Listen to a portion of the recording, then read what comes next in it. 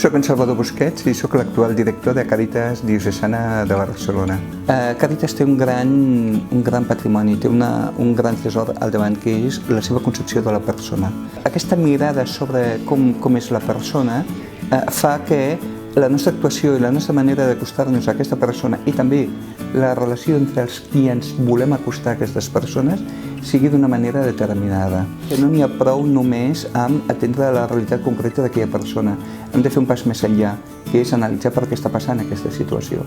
Hem d'atendre la persona, hem de comprendre què està passant i hem de fer propostes. Càritas, que és una entitat volcada a l'acció, és al mateix temps una entitat molt reflexiva. Ens pensem molt les coses.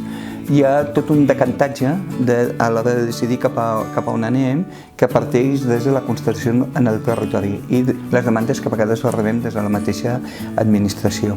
Tenim dos grans reptes a futur com a entitat. El primer repte és explicar que hi ha famílies que estem atenent terceres generacions d'aquesta família. L'altre repte és explicar per què en aquest any 2019 altra vegada Càritas es veu obligada a donar... Quan nosaltres atenem a les persones en situació de major vulnerabilitat, en aquests moments les que estan en una situació més dramàtica són persones no vingudes, persones de fora. Estem passant de grans projectes monotemàtics, una gran residència per gent gran o per dones en situació de violència de gènere o refugiats, a equipaments grans però on conviuen al mateix temps col·lectius diferents, que és cap a on anirà.